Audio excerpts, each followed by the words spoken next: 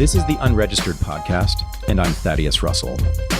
This is a show about ideas, people, and behaviors that are considered inappropriate, out of bounds, or beyond the pale. The things you're not supposed to talk about if you're a school teacher, a college professor, a businessman, a politician, a parent, a neighbor, or even a podcast host. These are the things you're not supposed to say or even think if you're a good liberal, a good conservative, or a good citizen. Each week, I'll interview a person who has something bad to say. They might be a journalist or a professor. They might be a porn star or a drug dealer. They might just be an ordinary person with an ordinary job who doesn't care about the rules of polite society. I'm not interested in breaking the rules just to be a troublemaker. I'm interested in people who break the rules of conventional thought and to expand the scope of what is possible to say in our society. I'm interested in people who make me think. Since 1991 and the fall of the Soviet Union, the United States has attempted to overthrow the governments of scores of countries around the world, especially in Eastern Europe, not through military interventions, but by what it has called the promotion of democracy. This is my interview with Gerald Sussman. I am pleased to say that I am joined from Portland, Oregon by Gerald Sussman, who is the author of this book, Branding Democracy, U.S. Regime Change in Post-Soviet Eastern Europe, which came out many years ago, but it is as relevant to today's news as any book you will find, because to me, it explains in large part, why the war in Ukraine is happening, which has everything to do with the United States, actually. But we will get into that. So, Jerry, before we started recording, I told you that we've had two other guest speakers in this course. We had Norman Goda, and then we had Per Rudling, who gave us the narrative of the relationship between U.S. intelligence agencies, especially the CIA, and Ukrainian nationalists beginning at the end of World War II through the Cold War. And according to Per Rudling, and I seems like he's right, his main thesis, I think, culminates in saying that the official ideology of the Ukrainian government of the last 10 to 20 years was essentially created by that relationship, by the Ukrainian nationalists that the CIA was working with, who for, I think, about 30 years was pumping propaganda into Ukraine, propaganda that was funded by the CIA and assisted by the CIA and getting it distributed throughout Ukraine. And so we can't prove it, but I mean, you have decades of propaganda coming into a relatively small country that says, you know, that Russia should be defeated, that Ukraine must separate from Russia, et cetera. And that also upheld Ukrainian nationalism from a very far right perspective. It must have had some effect in, you know, the politics of Ukraine and especially the Ukrainian government, not just the right-wing parties, Swoboda and right sector, but the government itself, even under Zelensky, who, yes, is Jewish, but there's a lot of the ideology that was established by the CIA Ukrainian nationalist connection that I think led to the war. So, but let's begin. I just want you to know that's where we are. That's what we know here. We don't know a lot about the specifics of the history in the 2000s and 2010s, and that's where you come in, because that's where this book really shines. And I have not seen any work on that period, on the color revolutions, on the United States in Eastern Europe from the 90s to the present, except here. So, but let's start with the beginning of this book as an idea in your head. It was published in 2010. You must have thought about doing it many years before then. So just tell us, like, why did you do this? What was interesting to you then? Because there was no war at that point in Ukraine, so it wasn't like in the news necessarily. Why did you do this, and what did you do to pursue the research? Yeah, why do we do what we do? Great question, right? It's a good question. Yeah.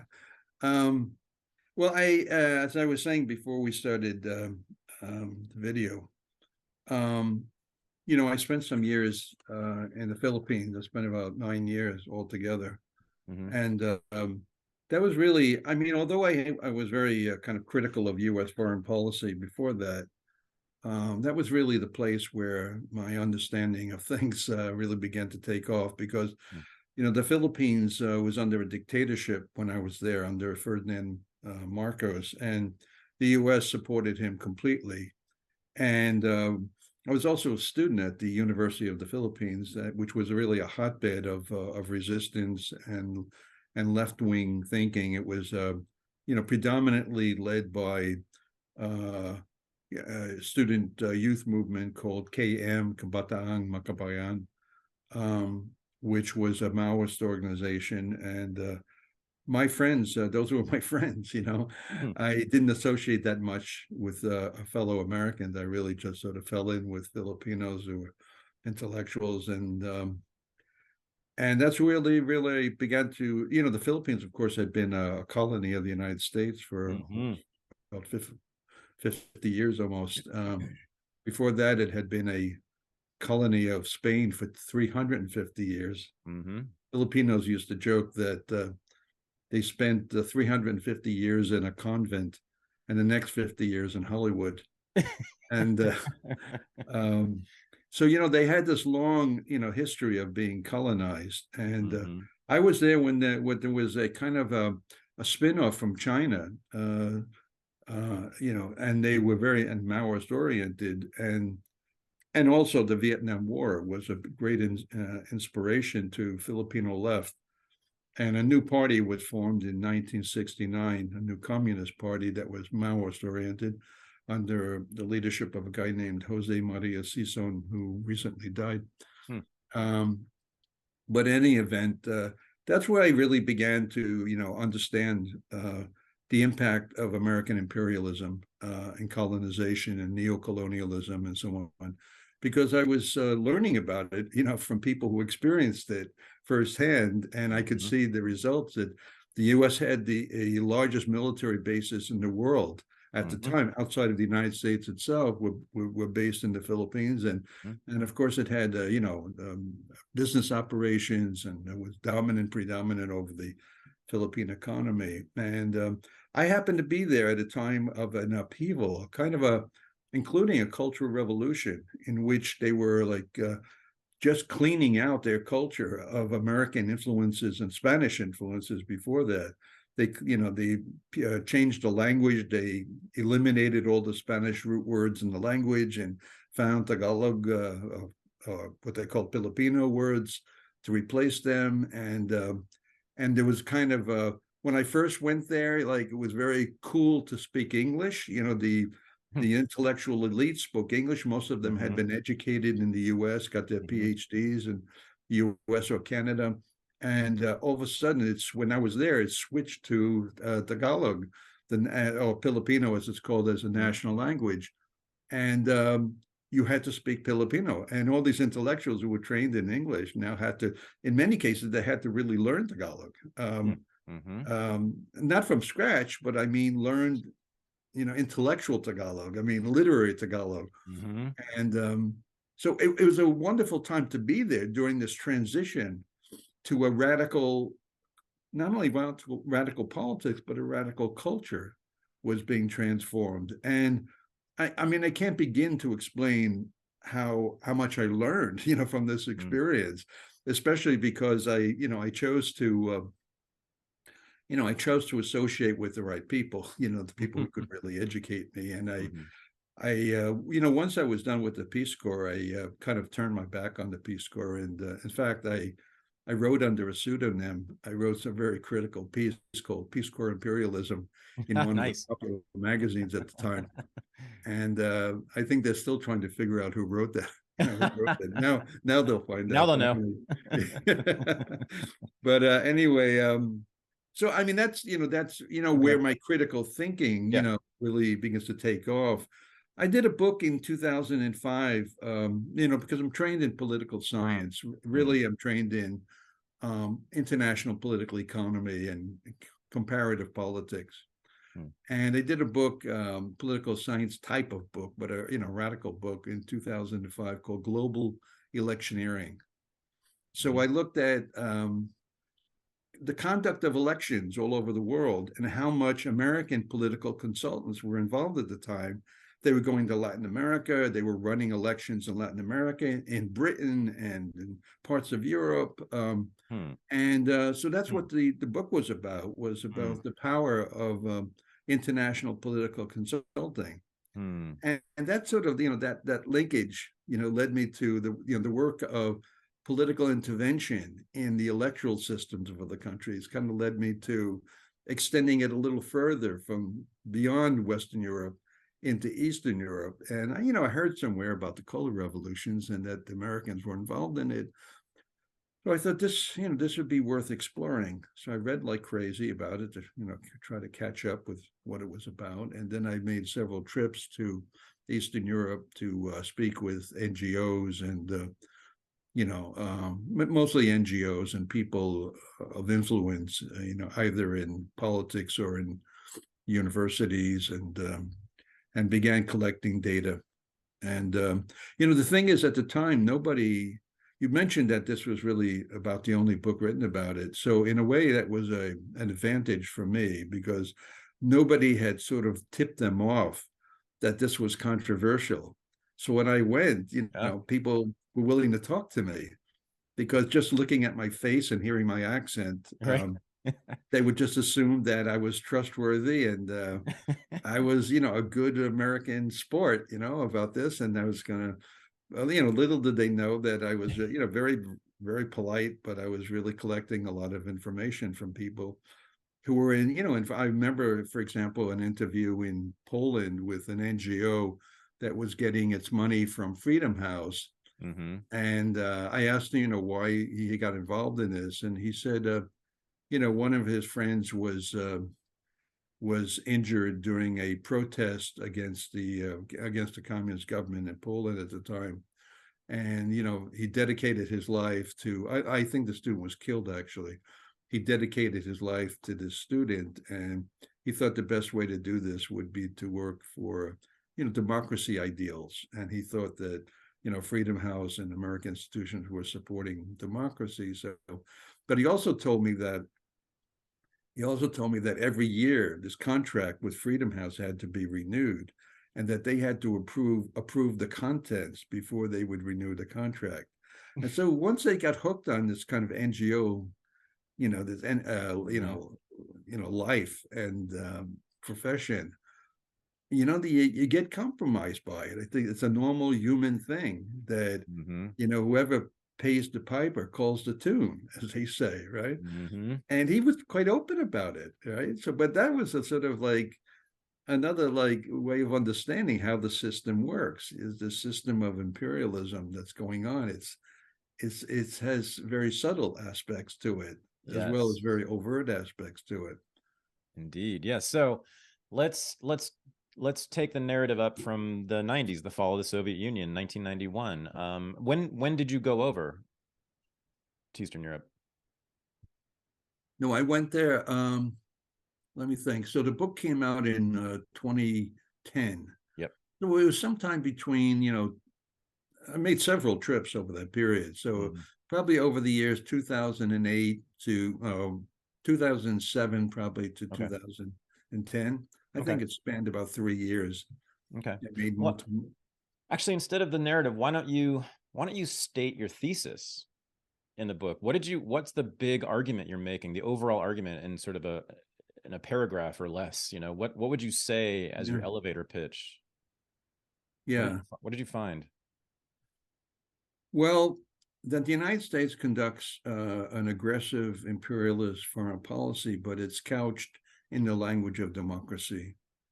And it's very, very clever, that way, in sort of like doing things that are really in the best interest of other people. It really goes back to an old policy, the late 19th century, early 20th century, that they employed, they first employed against the Native American tribes that they massacred, but they also employed it in the Philippines during the Philippine Revolution of 1898. And the term that they used was benevolent assimilation. That's right. Yeah. So I bring that up because that's how America sort of casts its foreign policy, its aggressive foreign policy, Mm. that it's always in the interest of the people that it's conquering, Mm-hmm. you know? Mm-hmm. And so I think that the thesis would be that that America is very, clever at producing its expansion through a rhetorical strategy of democracy, which, under the right conditions can subvert governments and in the name of democracy promotion. Yep. Yeah. Right. Yep. Yeah. Yeah. So I intentionally, in the title of the book, I called it regime change. Right. Right. Yeah. Regime change in the post-Soviet era. They called it democracy promotion. And I was living in Boston at the time. Yeah. So that sort of puts in context. I was living in Boston at the time, and I was initially working at MIT for a bit, and then I got a teaching job at a small college in Boston.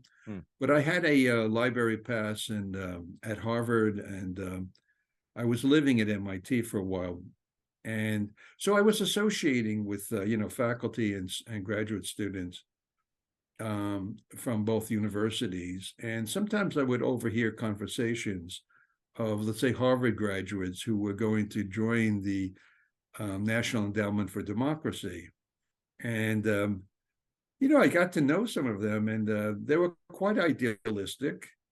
I met them, both at, Boston and overseas when they already had positions overseas. And they really believed in what they were liberals. They weren't, I wouldn't say they were leftists, but they were liberals. They weren't conservatives. And they really believed in what they were doing. Earlier I was talking about a friend who joined the CIA in his youth, graduate of Berkeley, and he joined because he was idealistic, and he didn't know a lot about the CIA, but he was studying on behalf of the CIA. He was studying Marxism, and he turned out to be a Marxist and left the CIA. Whoops. But I mean, the point is that the National Endowment of Democracy is quite good at recruiting idealistic people who believe, with the best intentions, that they're helping to overthrow ruthless, nasty, no-goodniks, and substituting them with Democrats, small D Democrats. And that's a very, very powerful ideological tool, that the U.S. is able to use and is still using. Yes. Yes. Well, American liberalism to me has always been the flip side of American imperialism. I mean, I'd say progressivism and U.S. imperialism have always been the same beast. But so speaking of liberal imperialism, the National Endowment for Democracy, there you go. I mean, the NED is at the center of this story that you tell here. Why don't you tell us the history of the NED? What's its origin, and what was it intended to do, and how has it functioned? Yeah, the NED was founded during the Reagan administration, 1983. And you will remember that back in the 70s, in the mid 70s, I think it was 1975, when Senator Church organized what was called the Church Committee on the CIA. Church was his name. He was not a member of the church. Right. And there was an investigation of the abuses that were committed by the CIA throughout its history. And on top of that, there was some good, number of good studies came out at the time on the CIA, including Carl Bernstein, who was one of the authors of the Watergate scandal with Woodward, Bob Woodward. And but anyway, he did if students haven't seen this, if other people haven't seen this, he did a very famous, I don't know if you have seen it, Thaddeus, but he did a piece in Rolling Stone in, I think it was October 1977, if my memory serves me right. It was about the CIA and the media. It's a very important piece to read. But he documented that the CIA and the media were like lips and teeth, as they say. That the mainstream media, the New York Times, the Washington Post, all the TV stations, all the networks, all the who's who of the media establishment were working as the eyes and ears of the CIA almost from the beginning of the formation of the CIA, 1947, all the way up till the period of the Church Committee hearings and the mid-70s. So that whole period, the media was working very closely with the CIA. Is this part of Operation Mockingbird? This was Operation Mockingbird, exactly. Right. And so there's a long history of the co-optation of democratic institutions in America, and it's only because some good investigative reporting was done. I mean, the Church Committee didn't look at the media. It was really Carl Bernstein who did that. Right. And today we have people like Seymour Hersh doing things like that. That whole tradition of progressive investigative reporting. Right. But anyway, you asked about the origins of NED. So because of that, the scandals against the CIA, when Reagan came to power, he wanted to maintain some kind of intelligence organization that did the dirty work for the U.S. imperial interest. So he created the National Endowment for Democracy, which would be a kind of above ground form of the CIA. The CIA would continue, but the CIA was chastised by the investigations because of the assassinations they were involved in, their top 10 hit list, CIA's greatest hits, that came out, and destabilization efforts and funding of student organizations. They had their hands in everything, the CIA, and all this came out in the 70s. So they had to adopt a low profile. So they created sort of above ground organization called National Endowment for Democracy, which was, the NED was a kind of an umbrella organization of four major groups. One was the National Democratic Institute. One was the International Republican Institute. One was a group called Solidarity, which was the AFL-CIO, often known back then and maybe even now known as the AFL-CIA. And then finally, the group that represented the American Chamber of Commerce. These were the four major groups. Yeah, so stop right there. Hold on. So that right there is something that's so important for people to know. And even I wasn't really quite aware of that the NED was comprised these four different groups. So let's break these down now. The Democratic Party and the Republican Party, very few people know this. Very few people know this. Absolutely right. Absolutely right. I haven't met one student of mine who ever heard of it, or even professors. I've been writing a book about the history of U.S. foreign policy for the last 10 years. I didn't know this. So the Democratic Party and the Republican Party each have this international branch, foreign policy branch, I guess, right? So by the way, so the NED is not a government agency. Well, it's funded. It gets congressional money. Funded. Okay. But it's not overseen. There's no oversight. Okay. So then what's the Democratic Party international wing called again? The National Democratic Institute, NDI. And then the Republican is the International IRI, the International Republican Institute. Okay. So that's two that are part of the NED. And then you have my favorite. I didn't tell you this, but I began sort of my career when I used to be a political activist. This is 30 years ago in the 90s, early 90s. I began working. I was actually staff for labor groups in the United States that were opposing the AFL-CIO's foreign policy. So like Solidarity House is where we're going here, right? I didn't know that Solidarity House was part of the NED at the time. So I know this history, and very few people know about it, that the AFL-CIO, of course, the major labor federation in the United States since 1955, you can tell the story, but has been completely intertwined with U.S. foreign policy, in particular the CIA. Yes, absolutely. I mean, they have organizations on every continent. Yeah. And their main function is to fight against any left-wing labor movements. There was a labor movement in the Philippines called KMU, It's Mm-hmm. a Tagalog acronym.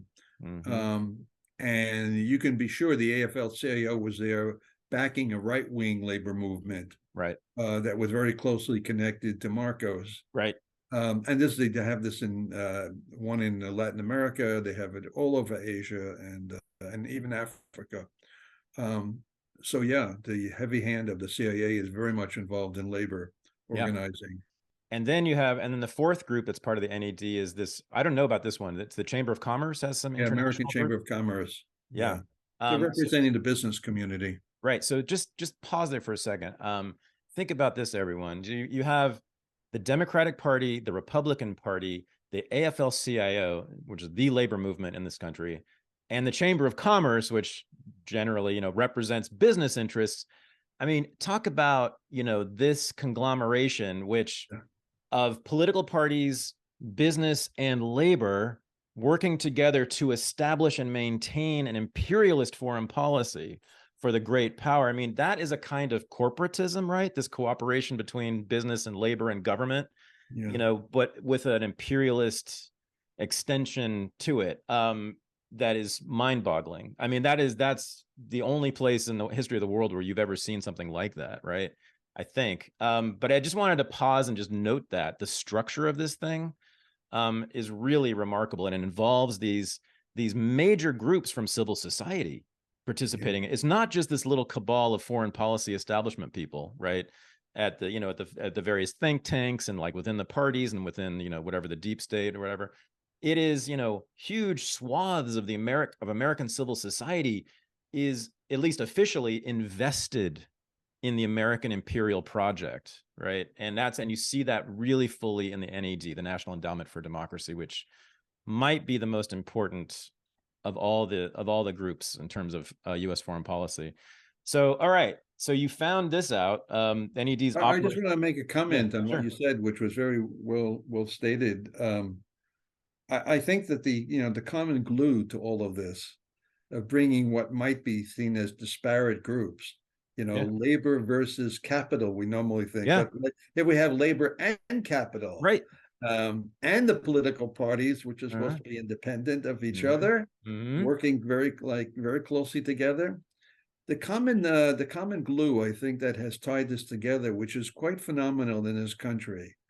Maybe Britain comes close to replicating the Mm-hmm. political culture. Mm-hmm. Is anti-communism. Yes, Um, yes, yes. and this goes back to the whole thesis of what's going on today has to do with anti-communism and the consistent outlook of the United States toward the Soviet Union and toward Russia today goes back to the Bolshevik Revolution. And this was so well indoctrinated into American political culture, like no other culture in the world, that these groups, which should have understood, and especially the AFL-CIO or any labor movement, should have understood the political consequences of what they were doing.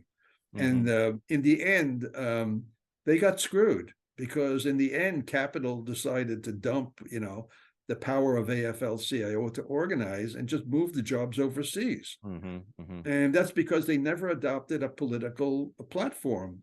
What they should have been doing is really taking over, having their own political party and representing the political interests of the American working class Mm-hmm. instead of collaborating with capital and collaborating with the state Right. in the way they did. And this is sort of the downfall of the labor movement in the United States. Yeah. I have a slight disagreement with you about the glue that holds them together. Obviously, they were all anti-communist. There's no doubt about that. But to Yeah. me, that's actually a smaller subset of the bigger glue that holds them together, which is an opposition, not just to communism, but to any attempt by any foreign government or power to seal off their economy from American trade. So when Japan and Germany emerged in the 20s and 30s as these competing powers, the problem that was said at the time was they had established autarky, autonomous economies, right? They were nationalists. So whether it's communist or nationalist, anything that stops American and American interests from trading with it and thereby controlling or managing that part of the world through its economic dominance, right? Yeah. And this becomes relevant to the Ukraine war, because Putin's not communist. The Russian Federation is not communist anymore. It's very not communist, but they've often been seen, at least, as being obstructionist in the American globalist, project of managing all the trade in all the world. Does that make sense? Yeah, I think that's true, and I think it really took off after 1945, Oh yeah, after World War II, where the United States assumed the position as the world superpower, really for the first time, yeah, without any competition. yeah. But I think I would hold that at least the ideological glue to this, as far as public consumption is concerned, how did they Yes, mobilize a totally, public consensus, totally. is through anti-communism, Yes, totally. Yep. which was so pervasive in the Mhm. 50s and 60s, and it tempered off a little bit, especially after the collapse of the Soviet Union in the 1990s. The United States had a more benign attitude toward Russia because they controlled Russia. Yep. They introduced the so-called shock therapy. Yep. They controlled Boris Yeltsin. They, in fact, ran his political campaign in 1996. Bill Clinton Mhm. sent over a lot of money and got the World Bank to help sponsor Yeltsin, and he used it for his campaign. The Americans provided the political consultants in the 1996 election that ran his campaign. Mhm. And in fact, Time magazine at the time ran a cover story, "Americans to the Rescue" was the title. And there was America was going to save Russia from itself.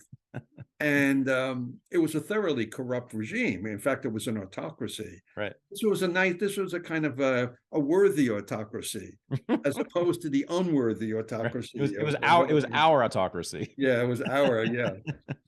It's like what Franklin Roosevelt said. You just reminded me, talking about Trujillo, this, but Yeah.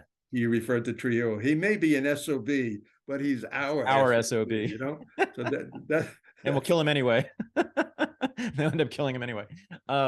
So all right, so the 90s. How do you read the 90s in Russia and what the United States, I mean, you just sort of described it a bit, but like what would be the story you would tell about what happened between the United States and Russia in the 1990s? A cataclysmic, I mean, ask any Russian who lived in Russia during that time, a cataclysmic time. And most Russians that I'm aware of blame the United States for what happened to them. And this so defines Yeah. who Vladimir Putin is. Yes. And Yes. Americans don't get this. Yes. Thank you. Especially even progressive Americans. Yes. They don't know this recent history. Right. They don't know anything about Russia, actually. Nope. And this enables the imperialist state, to really control the whole dialogue, the whole discourse about Russia. It's really because of the general ignorance, not lack of intelligence, but the general ignorance of intellectual class and the media class. And I think there is a lot of it is for self-serving reasons as well. I don't think it's simply ignorance. Sure. You may have noticed. I think a lot of people, especially in the academics, where I'm located, just simply don't want to take any risk with their political careers by taking controversial positions.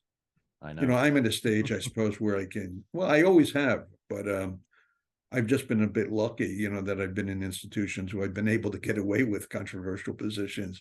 Yeah. I mean, if I ever tried to, get a position at the, what my friend of mine calls the Poison Ivy League, forget it. I mean, there's just no way that you can rock the boat in an institution. Those are institutions. You're looking at someone who was thrown out of the Ivy League as a professor for rocking the boat too much. So there you go. This is why I have my own school. This is why I have shining example. Yes, exactly. All right. So yes, I mean, it's when the war started in Ukraine. So the 1990s, yes. Yeah, but hang on. But I just wanted to say this one thing. I mean, it's just the most frustrating thing about this whole experience in watching this war unfold is that Americans and the mass media seem completely uninterested in the history of it prior to February 24th, 2022, right? I mean, there's just, to Yeah. them, it all started That's then. when history begins. It begins Yeah. then. Russia didn't exist before then, of course. It's a very brand new civilization. I mean, but that allows them to say it was an unprovoked war, because if you begin history on that day, then it was an unprovoked war. But let's talk about the 1990s. What would you like to say if you had a chance, if you had like 5 minutes in front of the American people to tell them about the 1990s, just the 90s in Russia? What would you tell them? Well, I would, I'd tell them how they, in the desperate situation that took over Russia in the early '90s, with the collapse of the Soviet Union and the kind of the rise of the oligarchs Mm-hmm. that took over the state-owned enterprises under Yeltsin. This happened under Yeltsin, not under, the good guy Yeltsin, not under the bad guy Mm-hmm. Putin. So there was this, complete corruption took over, and as I said, the United States poured money into the Yeltsin's election in 1996. They sent over advisors from the Harvard Institute for International Development, HIID, during the 90s to kind of guide them toward an open market, a free market, a radical free market system, which was known as shock therapy. Mm-hmm. And it destroyed the country. Massive unemployment, massive inflation, alcoholism, a suicide rate, the mortality rate just plummeted. Mm-hmm. The country was in complete desperation. Mm-hmm. And the leader, Yeltsin himself, was completely incompetent and an alcoholic. He would show up at public events completely soused, and it was a disgraceful period in a country, Russia, which has a long and great history, cultural, intellectual, political, in every sense. It has a nasty history too. I mean, under the czars, and some people think under the Soviet Union as well. But it's a great country, and it's one of the great countries in the world. It's a enormous power, and the U.S. just destroyed the economy.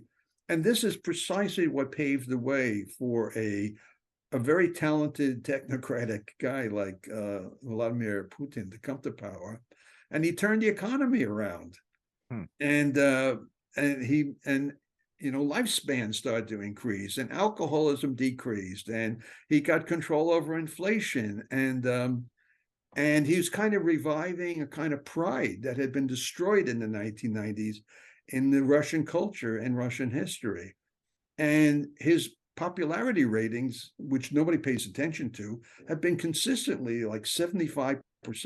Maybe they dropped down to 65, but I mean, way above any American political leader has ever enjoyed. Right. They don't seem to appreciate that. Right. And then they just sort of explained this. They explained this it's just indoctrination.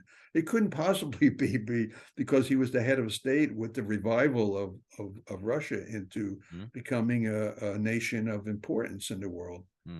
And this is what was going on in the 90s, in which, as you said, the journalists, the intellectual class, they don't have any appreciation of this recent history. Right. And continue to entertain. A more recent article that just came out in Counterpunch explains, a thesis about what is approximate to racism, sort of an ethnicism. Yes. Directed against Russia that has a long history in British, particularly British and American political culture.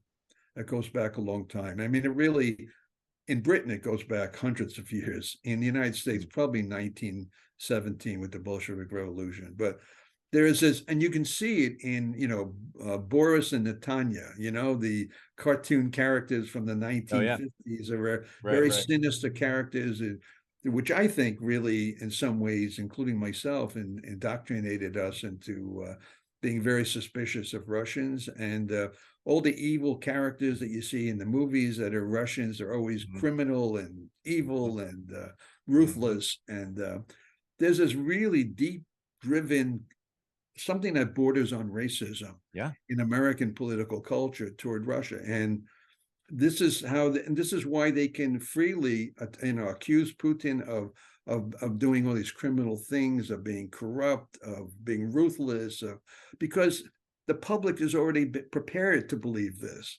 through decades and decades of indoctrination of ethnic hatred of the Russian people, Yep. and particularly political leaders.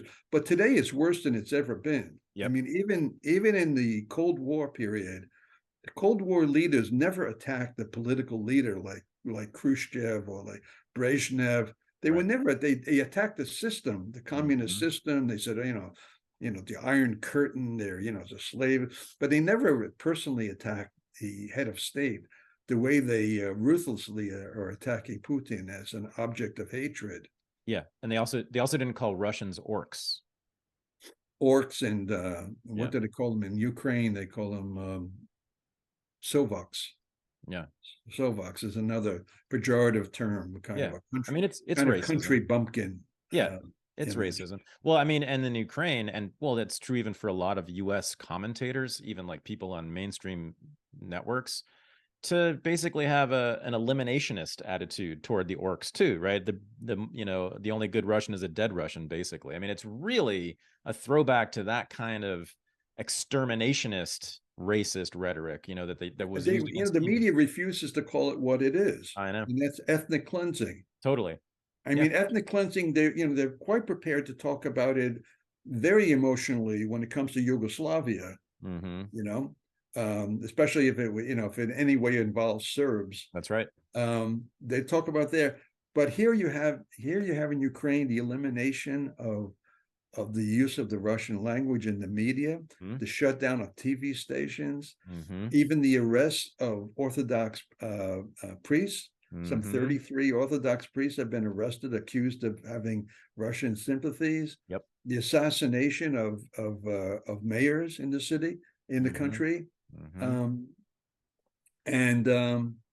just the elimination of the use of Russian in public institutions. It's basically an attempt. I think you said before that the whole creation of a Ukrainian national identity is rooted in hatred of Russians. Yes. I mean, that's really the core of Ukrainian nationalism, and you can trace it back to the period of the OUN and the Ukrainian UPA and the OUN, which was under Stepan Bandera, who was an openly Nazi supporter and supported the annihilation of Poles. 100,000 Poles were killed, and 1.5 million Jews and Russians who were members of the Communist Party or just were Russian, period, or ethnically Russian, that is.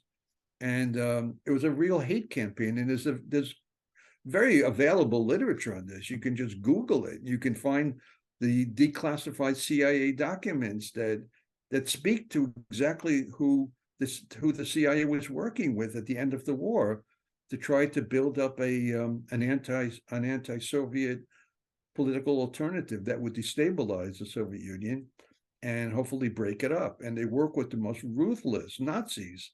I mean, open Nazis. Who collaborated with the German Nazis in World War II, and were trained by them. They were trained by the SS, and they were trained by the Gestapo. And not only did they work closely with them, but they even gave them passports to come to the United States secretly. And they gave them jobs, they gave them income, they gave them citizenship, and they helped them found organizations like the World Anti-Communist, what's called the WAL, World Anti-Communist League, I think it was called, which was, kind of sending a lot of material into Eastern Europe. They worked for, Radio Free Europe and Radio Liberty.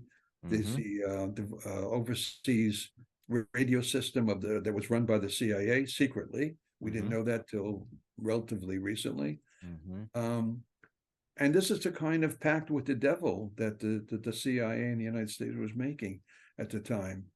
Yeah. And these people were directly involved in the annihilation of millions and millions of people. They were the most vicious war criminals in human history. Right. And this is what our government was working with Yeah. and Well, continues to work with. yeah. Not only that, And but like, yeah. So this is Operation Aerodynamic. And so not only were they working with them, right, but as I said earlier, they were establishing this whole worldview, this ideology through this propaganda they were producing and sending into Ukraine right, with the help of the CIA and these Ukrainian nationalists. That group was doing this for decades.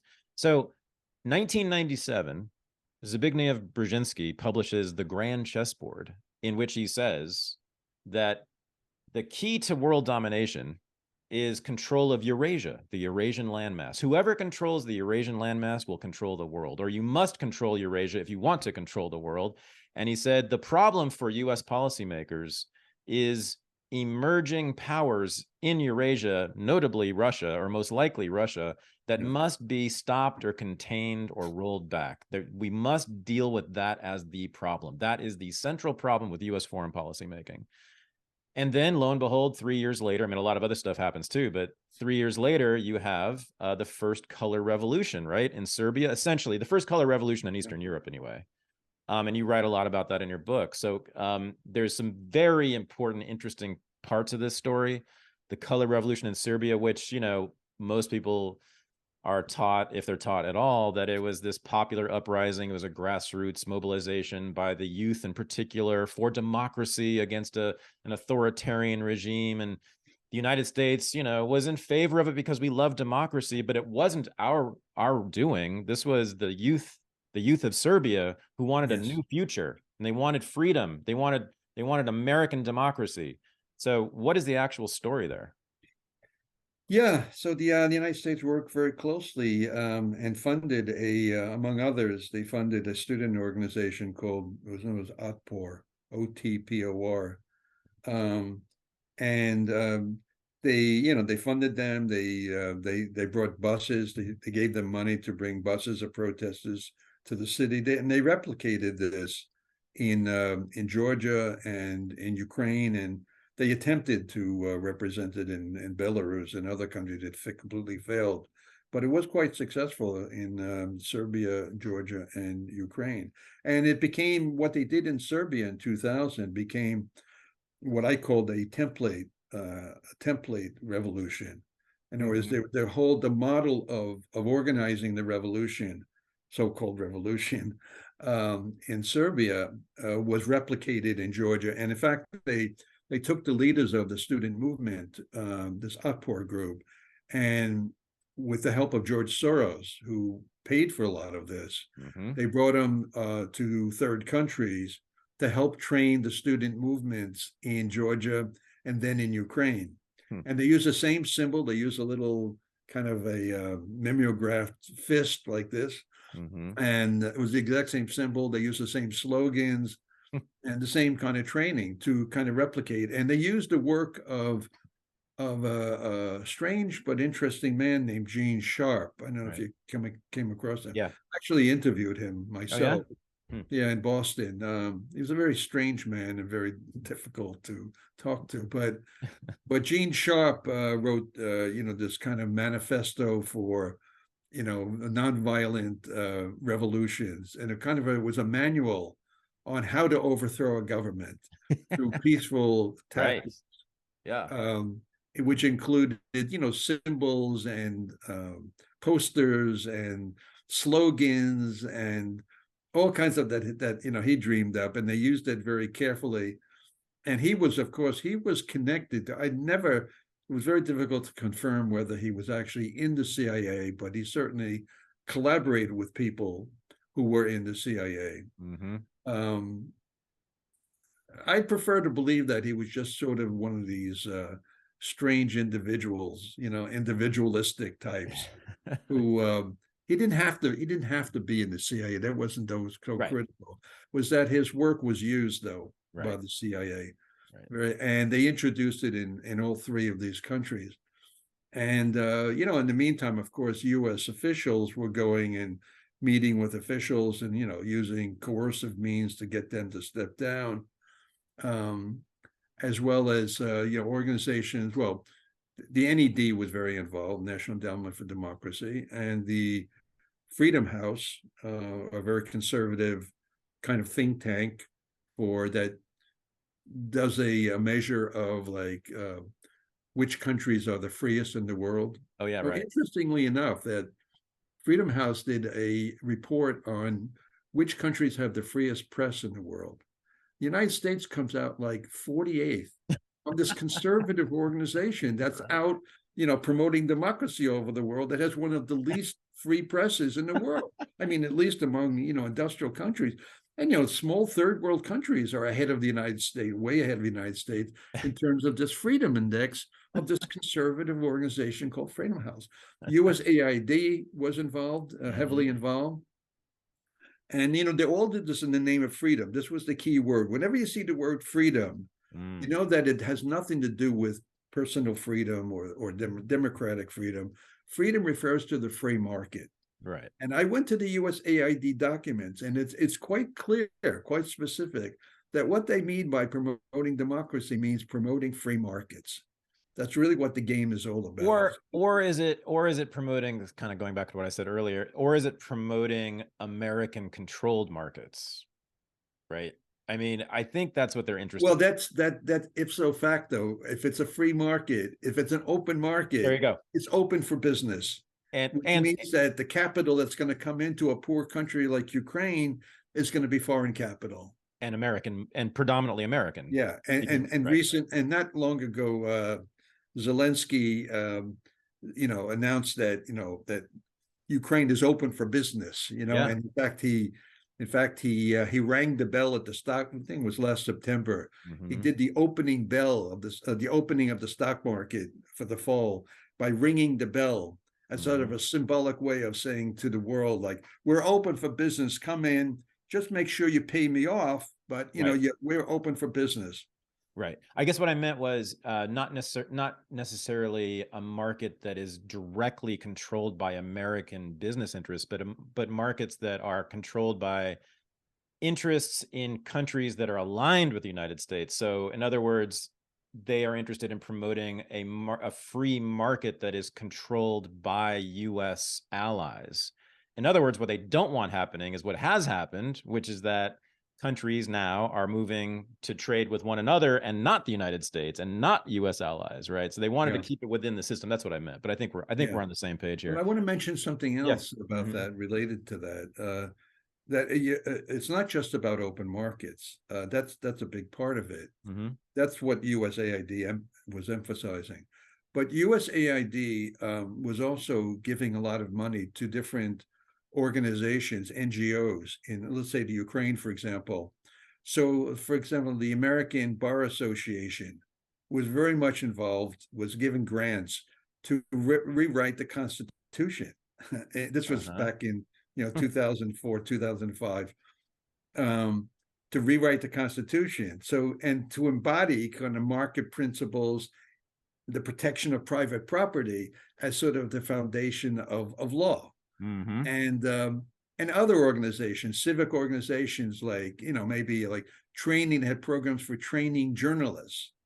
So training journalists means that, a sort of American style media system that's privately owned, that's disconnected from any government influence, and that is commercial, and it is advertising based, which means that it's going to ultimately be corporate controlled. It's going to be business controlled media.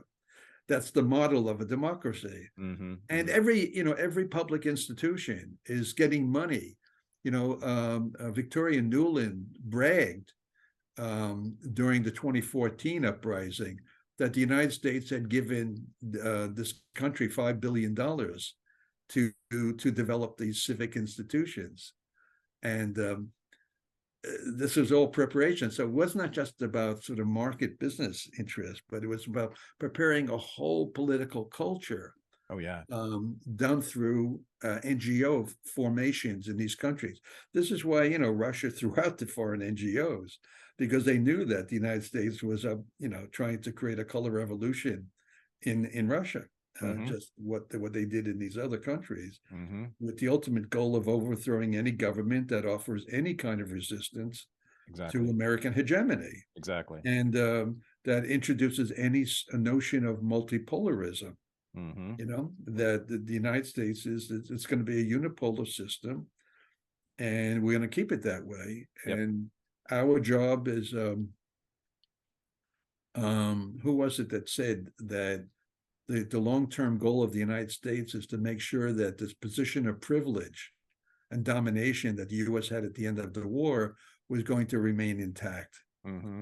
I believe it was Kennan. I think it was George F. Kennan who said that. Many people could have said that. Yeah, but those were his words, and that's the still the operating goal today, is to maintain and keep the world safe for American political economy. Exactly. So now let's go back to these color revolutions in the 2000s. So we have Serbia is in 2000, Ukraine or Georgia is in 2003, Ukraine is 2004-5. Right. Help us understand the bigger politics of this, and how were these threats to Russia, right? That's what people need to know. How are the color revolutions threats to Russia? Was Russia just being paranoid? Because Russia is seeing them always as threats, and this is one of their major rationales for the invasion of Ukraine and many other foreign policy ventures that Russia is engaged in. They've said that we are under attack not just by the expansion of NATO, which is big, but by these movements, these political movements in all these Eastern European countries that have been coordinated, at least to some extent, by U.S. interests. So what was being done? Why was this a threat to? Why was the color revolutions? Well, I mean, it's pretty obvious. They didn't succeed too well in Serbia. I mean, they got rid of Milosevic in Serbia, but Serbia today is still quite closely aligned with Russia. Right. So they didn't really succeed in the long term with Serbia. In Georgia, they put in power a guy named Saakashvili. Mm-hmm. And Saakashvili in 2008 had the notion that if he attacked South Ossetia, these regions, independent autonomous regions to the north of Georgia, where there were Russian peacekeepers, they were called peacekeepers, who were there to prevent any attempt by Georgia to annex these regions.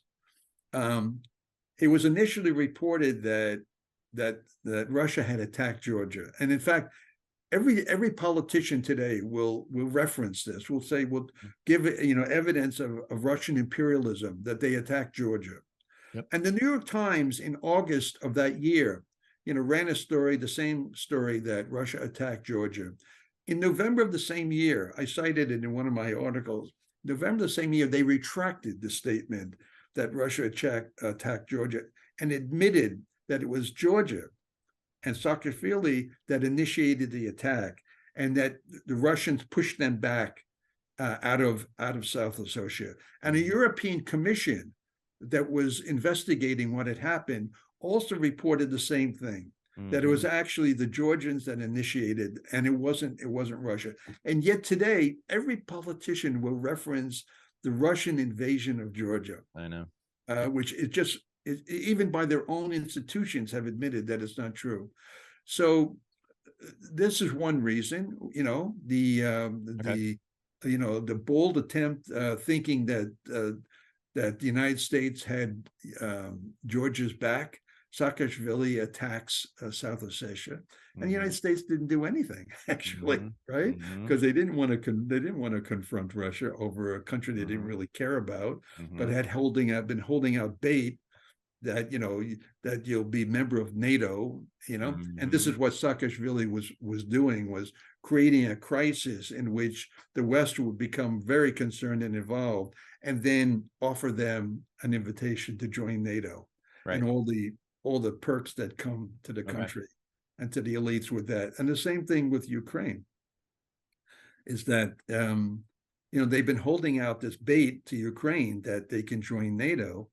And Russia's concern is exactly what happened with Georgia, that they had to fight off this invasion of South Ossetia. And I mean, it's such common sense that any country, how can any country possibly tolerate hostile military forces right at their border?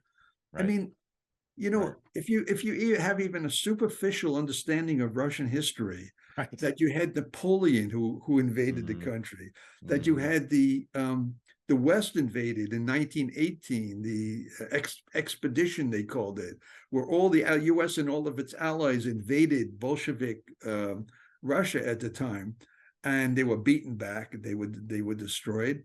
And then the Germans come, in 1941. I mean, their whole history, and it's not like ancient history. Even if you go back to Napoleon, it's not, we talk about the American Revolution against the British. We haven't forgotten about the British. Why should the Russians forget about Napoleon? Much less, how could they possibly forget about Hitler? Right. And the Nazis who came to their gates. This is the biggest threat that Russia has experienced since the Germans were at their gates. And the media does, and the government doesn't. Well, I wouldn't say they don't understand it. They don't want to understand it, right? Because it gets in the way of the dominant discourse about American democracy and America's peaceful attitudes, and that NATO is simply a defensive organization. I know. Others have brought up the fact that when the Soviet Union tried to install a military base on the little island of Cuba back in 1962, the United States went literally bazooka, on over this, and threatened World War III with a nuclear war. How is it that journalists who have any memory of this, or maybe read about it in a textbook, cannot see the parallel of having hostile military forces at the gates of Moscow? Yeah. This is, on a rational basis, this is beyond me. But you can't look at it as a rational discourse. It's not a rational discourse. No. It has nothing to do with rationality. Yeah. I was just thinking about this today, actually. This whole claim, it's always trotted out that NATO's a defensive force. And I think, okay, so what's the arsenal you have there? What's in NATO? It's just defensive weapons? Is it you have just defensive tanks and defensive bomber planes and defensive fighter jets and defensive missiles? These are just defensive things. You couldn't be used to attack Russia, I suppose. I mean, it's just the most preposterous idea. But they get away with it. It's remarkable. So let's talk about Ukraine. Let's finish by telling the Ukraine story here. So we got the color revolution in 2004, 2005. You've got the NED on the ground directing a lot of this. The CIA is directing a lot of this. You've got these student youth groups on the ground in Ukraine who are working with the NED and the CIA, right? So what comes out of that, and why what comes out of that is 2014. Well, that's Maidan, but I mean the color revolution is 2004, 2005. So why don't you tell the story up to Maidan, between the color revolution and Maidan? What goes on, and again, why would Putin see this as a threat to him or to Russian security? What goes on in Ukraine? Well, the United States in 2004, the United States got involved in contesting the election of 2004, which initially showed that Viktor Yanukovych, who was a Russia-leaning politician. He comes from eastern Ukraine. He's from the Donbas region, and most of his political support comes from the Donbas region, the eastern provinces of Ukraine. But the United States brought in its own people and said that they did some investigation and found that it was a rigged election. It has to be redone. So there were protests in the streets. There were real concerns about the autonomy of the Ukrainian government, issues of corruption, which are endemic in Ukraine, were then and still are. There were a peaceful protest, and the protests remained quite peaceful in 2004, unlike 2014. I just want to insert this. Okay. That became very violent in 2014, and the United States, where they failed to oust Yanukovych, although his rival Viktor Yushchenko won the subsequent election in 2005 and came to power, but he proved to be quite incompetent. He was America's boy. His wife was American, of Ukrainian background, but she worked for the Reagan administration. Huh. She worked for the George Herbert Walker Bush administration. Didn't know that. She had an in the U.S. and he Yushchenko had also, I'm trying to remember, he I think he had a degree or he was connected with one of the Ivy League universities. But Oh, wow. Okay. I can't quite remember the connection he had, but he was America's boy. Okay. And he proved to be totally incompetent and he was pushed out of power. In 2010, there was an election, and this time Yanukovych wins the election. The United States is very unhappy about this. And that leads up to 2014, where there was initially Yanukovych went along with having an associate membership in the European Union. And political support for that was mixed in Ukraine. It wasn't overwhelming. Mm-hmm. It was, probably very strong in the western provinces, and especially in Kiev, but it wasn't that strong overall. Right. But he saw what was going on, particularly with Greece. That the way Greece was being treated as a member of the EU and how impoverished, and Ukraine is even poorer than Greece. Greece is one of the poorest countries in Europe, but Ukraine is even worse. And he decided, he didn't want to be part of this. He didn't want to happen in Ukraine what happened to Greece. And this what would happen when the level of development is so uneven between countries like Germany and France and Sweden and a very poor country, that they would end up being just a basket case like Greece. And so he backed off of the associate.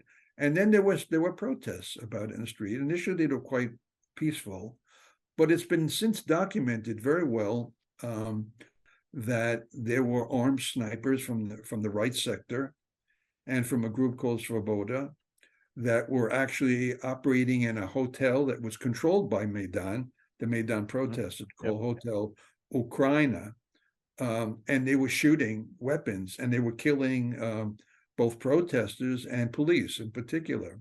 Right. And they wound up throwing Molotov cocktails at government buildings and created a climate of fear where Yanukovych had to flee for his life. And so it was basically a coup d'etat. And as probably many people who are going to watch this will know, that the American kind of proconsul, Victoria Nuland, was we know this thanks to a leak of her telephone call, where she anoints who's going to succeed Yanukovych as president, even while he's still president, right? Even, several weeks before he's forced to flee, she's already in a conversation with the American ambassador, Jeffrey Pyatt, I think it's pronounced, is saying like, well, for the prime minister, we want, I'm trying to remember his name now, Yatsenyuk.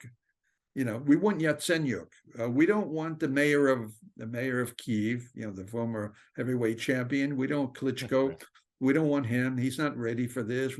We're gonna go with Yatsenyuk. In fact, she doesn't even call him Yatsenyuk. She calls him Yats. I guess Yatsenyuk is too difficult for her to pronounce. So, right.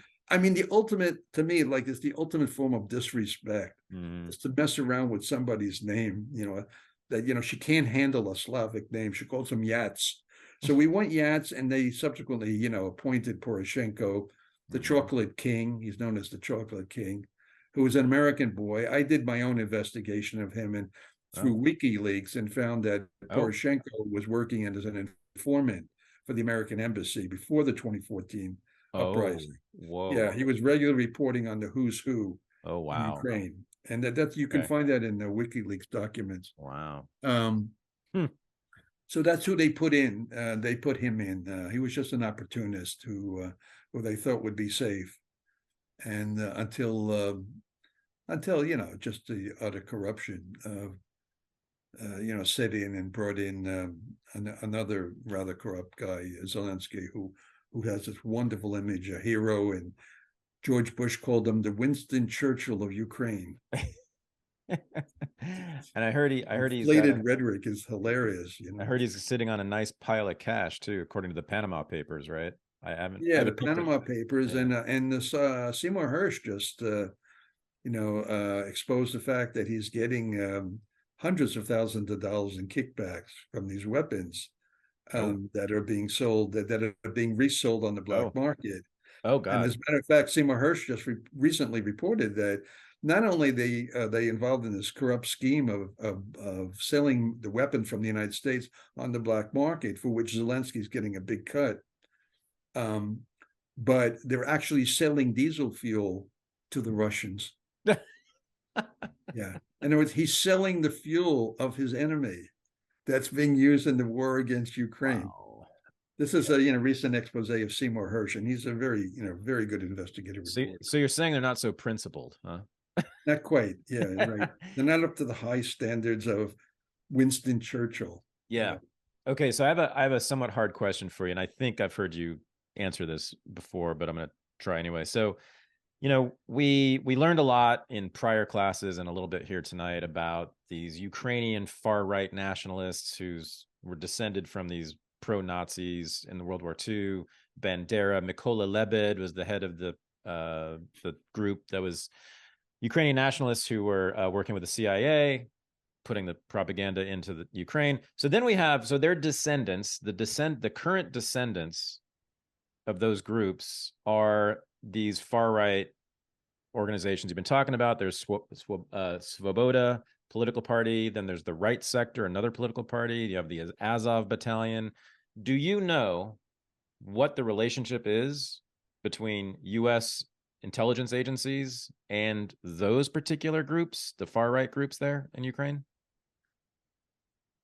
Well, it's at this point, there's not a lot of information that's been leaked about it, except that the U.S. has been training the military, in which the Azov has a lot of contacts and participation in the military, and they're now integrated into the Ukrainian army now. Right. But going back as far as 2015, the United States, the CIA, I should say, was actually training the military forces for what they already foresaw as a confrontation with Russia. So the United States in 2015, that's like what, 8 years, 7 years before the Russian invasion in February of last year. The United States is already preparing for an attack. And what they were attacking, in fact, attacking the Donbass, the eastern provinces. Right. From 2014 all the way up to the present. Yep. And have killed, they up to the point of the Russian intervention, they'd already killed about 15,000 people in that region. Yep. And this is very important because the media doesn't make any reference to the invasion of the eastern provinces by the Kiev government. Never. They imagined that the war started last year in February. That's right. But that's a complete distortion. And so, it whole raises the question. Now, most people on the left, even critics, always start off by blaming Russia. And, nobody wants a war. I mean, that's the starting point. But the question is, was this an unprovoked?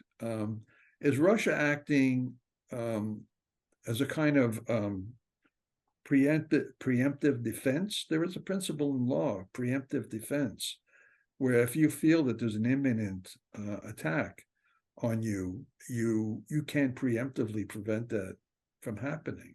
And it's hard to say. It's hard to say what was right and what was wrong, but it certainly wasn't unprovoked that all these countries are supporting NATO forces right on the borders of Russia, and that the United States had been actively preparing for an attack on Russia or on the eastern region, and what they foresaw.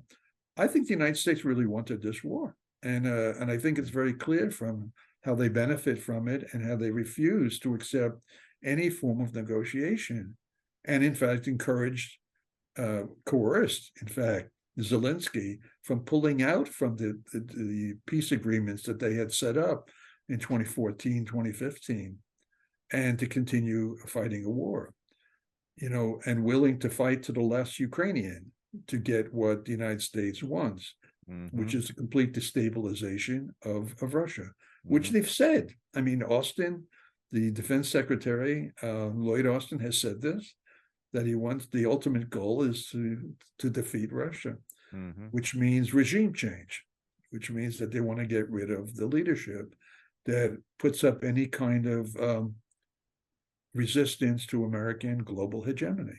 Exactly. And, Russia is a sovereign country, that it's not an imperialist country. I mean, that's another claim that they make. It's that Russia's ultimate goal is really the reconquest of Eastern Europe. There's no evidence for it. None. I mean, a very good source of this is John Mearsheimer, the political realist, who's really documented this very well, that there's just nothing, there's no evidence whatsoever. And if you read Putin's speeches time and time again, he makes it very clear that he's not interested in conquering Ukraine. He was basically forced into it because of the ruthlessness by which the Kiev government was dealing with the eastern provinces and engaging in ethnic cleansing. And finally, they went to the defense of the eastern provinces. Now, that may change, that the goals of the intervention may change from what they were, last year, and they may expand, that Russia may, in fact, say, well, now that we're here, we're going to take over a larger region than we initially planned to do. Right. But that's what happens. I mean, that's what happened in World War II. That's right. I mean, I don't think that the Soviet Union planned to be so hegemonic in Eastern Europe as they were, but it was the very fact that they were forced to carry the burden of the war against these really, thoroughly Nazified countries in Eastern Europe. Yep. And that's a real threat. That's a genuine threat. I mean, I can only imagine being a Russian and what I would feel with that lived history. And I think that's the key, is for Americans, is to develop some sort of empathy and somehow try to get over the history of indoctrination of anti-Russian, anti-communist, and this whole, really what amounts to is white supremacy when it comes down to it. Oh, yeah? Because part of the way they look at Russians is they don't really see them as really white. They see them as sort of and some of the Ukrainians have said this outrightly, the Ukrainian leadership, that these are not European, they're not white people. We're white people, Ukrainians. But the Russians, they're Mongols, they're Huns, they're, all these condescending ways in which they brand, using racist stereotypes, of course, the way they brand Russians. And I think on some level, that's the way most Americans think of Russians too, is they're not quite up to the standard of white people. And that came out last year in the reporting of it was very interesting, the reporting of the Ukrainian refugees, and how the CBS and the French media, the BBC media, and NBC in the United States, and some of the other stations reporting, one of the themes that they were reporting about Ukrainian immigration to other countries, to Poland and other countries, where they were shocked that white people, and this is what they said, that white people could be in this position of having to flee from their countries. Now, we're not talking about the Middle East here, they said.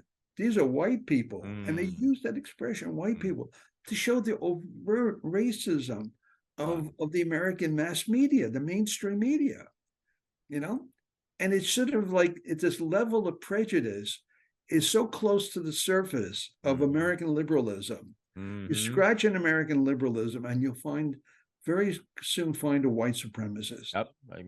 And yes, you sir. know, it's they won't say it overtly against people of color, but you know, in that borderline, the way they look at Slavic people or the way they look at Russians, it's very easy for that to come to the surface Yeah. very soon. Yeah. I think it's a kind of like a blending Yeah. of you know, racism isn't just a singular concept. It kind of blends into ethnicity Yeah. as forms of prejudice. Oh yeah. 100%. I agree with everything you just said. I just interviewed for this show Glenn Deason. I don't know if you're aware of him, Oh but yeah. I his know book him. his book on He's very Russophobia. smart. Yeah. Yeah, his Russophobia book. It's kind of Yeah. it's about this. Yeah, the history of anti-Russian bias in the West. So Oh, really? You got to take a look at that. I haven't yeah, seen it. Is it's it out excellent. already? Yeah, it's been came out last year. Oh, Yeah. okay. Yeah, it's great. So okay, last question before we go to the Q&A. We got to talk about the Biden family in Ukraine. Joe and Hunter. And I know you'd prefer to, and I would too, prefer to focus on Joe since he's the president and Hunter's not an elected official, but Hunter's position in Ukraine is also, we must talk about this. And there's some elements of it I think you might not even know about, but you tell the No, story about probably not. The Biden family in Ukraine. What are they doing?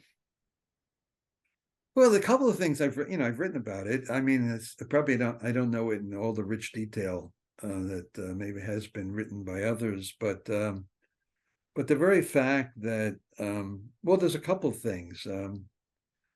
One thing that immediately comes to mind is the whole incident with Hunter Biden joining this energy corporation as an advisor. The corporation is known as Burisma. Right. Um, Well, and we'll first talk about his Navy career. That's where it begins, right? He gets thrown out of the Navy. he gets done for Yeah. drug abuse. So he's not a very competent guy. I mean, I don't know how to psychologize him, you know, about that, but Well, it's he's not the amazing. guy that you'd want on the board of directors or a board of advisors of an energy corporation. First of all, he has no background whatsoever in energy. All right. Energy policy. He was obviously appointed because he's the son of Biden, Right. of Joe Biden. So it's a political appointment. It's a kind of favor that's being paid to Joe Biden. But the interesting thing for me was the exposed telephone call that Joe Biden has with Poroshenko, and Poroshenko is still president, where he's basically in a series of calls. I don't know if you've heard these calls. These are leaked telephone calls. But there's a series of calls where Joe Biden is telling Poroshenko, look at, we don't like this guy, what is he called? He's called this kind of the head of investigations. What would you call that? You mean the prosecutor? Or, yeah, the state prosecutor. Yeah. That's what he's called. Yeah. His name is Shokin, S-H-O, well, in English, S-H-O-K-I-N. And Shokin has from all accounts that I read, Shokin had a reputation of being a very good prosecutor, and he was a serious guy. Huh. He wasn't corrupt. Okay. And anyway, Shokin is concerned about Burisma and is about to investigate Burisma, and including everybody who's on the board of advisors for Burisma, including Joe Biden's son.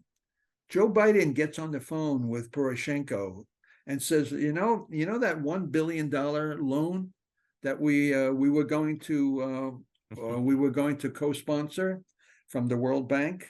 We were going to be the guarantor for that. Well, let me tell you, Petro. Let me tell you, you're not going to get the money unless you get rid of the state prosecutor, Shokin. You know. Right. And so Poroshenko, very obedient and really desperately needing this money, right? He says, well, we'll look into that. And in a subsequent call, he tells Biden that, we're getting rid of him.